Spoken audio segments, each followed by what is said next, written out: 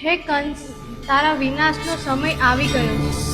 તારી આ બહેન દેવકી અને બનેવી વાસુદેવનું 8મું સંતાન તારા વિનાશનું કારણ બન્યું. આકાશવાણી સાંભળીને કંસ ભયભીત થઈ જાય છે અને એ જ ઘડીએ પોતાના બહેન અને બનેવીને કારાગૃહમાં પૂરી દે છે.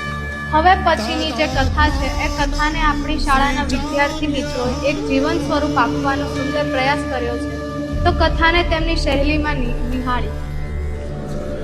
સમય વીતતો જાય છે. દેવકી અને વાસુદેવને એક પછી એક 7 સંતાનોના જન્મ થાય છે.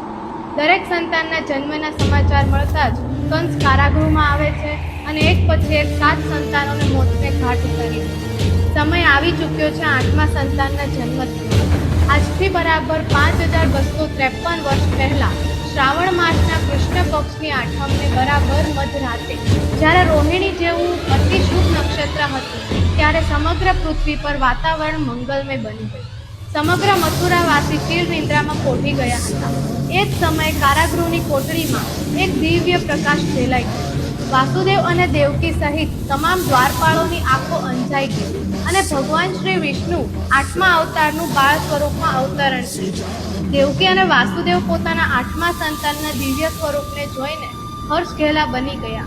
આંખોમાંથી હર્ષના આંસુ વહેવા લાગ્યા. પરંતુ અચાનક જ કંસનો ખ્યાલ આવતાની સાથે જ તેઓના ચહેરા પર દુઃખ અને ચિંતાના વાદળો છવાઈ ગયા. એટલામાં જ આકાશવાણી થઈ, હે વાસુદેવ, તમારું આ 8મું સંતાન આ પૃથ્વીને અધર્મ અને પાપથી મુક્ત કરવા માટે જન્મ્યું.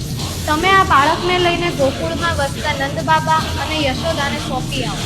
આકાશવાણી પૂરી થતાં તરત જ વાસુદેવ અને દેવકીના બંધનો તૂટી ગયા. દરવાજા ખુલી ગયા અને તમામ દ્વારપાળો નિંદ્રામાં પોઢી ગયા. આ માયામાંથી આશ્ચર્યચકિત પામેલા દેવકી અને વાસુદેવે બાલગોપાલને એક ટોપલામાં મૂકી અને વાસુદેવને આ ટોપલાને માથે મૂકી ગોકુળના માર્ગે ચાલી નીકળ્યા.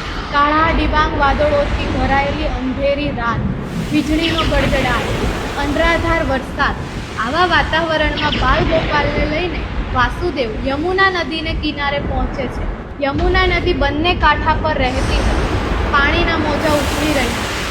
એક ક્ષણનો વિચાર કરીને વાસુદેવ પોતાનો પ્રથમ પગ યમુના નદીમાં મૂકે છે. બાલગોપાલને વરસાદના પાણીથી ભીંજાતા જોઈ શેષનાગ પ્રગટ થાય છે અને બાલગોપાલ પર છત્ર બિરાજમાન થઈ જાય છે. યમુના પણ બાલગોપાલના ચરણ સ્પર્શ કરવા માટે ગાંધી તૂર બની છે. યમુનાની વિનંતી અને પ્રેમને વશ થઈ બાલગોપાલ પોતાના કોમલ ચરણને બહાર કાઢે છે અને યમુનાના પાણીને સ્પર્શ કરે છે. સ્પર્શ થતાની સાથે જ યમુનાના પાણી એકદમ શાંત અને સ્થિર બની જાય છે. આમ યમુના પાર કરીને વાસુદેવ ગોકુળના માર્ગે ચાલી નીકળે છે. જંગલ જેવા વિસ્તારોમાંથી પસાર થતા તે ગોકુળમાં પ્રવેશ કરે છે. સમગ્ર ગોકુળ ગામ પહોંચેલું છે. ચીર નિંદ્રામાં પોઢેલું છે. વાસુદેવ નંદબાબાના ઘરે પહોંચે. દીવાના અજવાળામાં જુએ છે કે નંદબાબા અને યશોદા તથા રોહિણી સૂતેલા છે. યશોદાની પાસે હમણાં જ જન્મેલું બાળક સૂતું છે. વાસુદેવ બાલગોપાલને બાળકના સ્થાને મૂકી અને યશોદાના બાળકને પોતાના ટોપલામાં મૂકી મથુરા તરફ જવા પાછા ફરે છે. સવારના બ્રહ્મ મુહૂર્તમાં રોહિણી યશોદાને અને નંદબાબાને જગાડે છે અને યશોદાના જન્મેલા પુત્રને જોઈ વધાવણી આપે છે. સવાર થતાની સાથે જ સમગ્ર ગોકુળમાં કૃષ્ણ જન્મના સમાચાર વાયુ વેગે ફેલાઈ જાય છે. સમગ્ર ગોકુળ હર્ષ ઘેલું બનીને બાળકૃષ્ણનો જન્મ મહોત્સવ ઉજવવામાં મગ્ન થાય છે.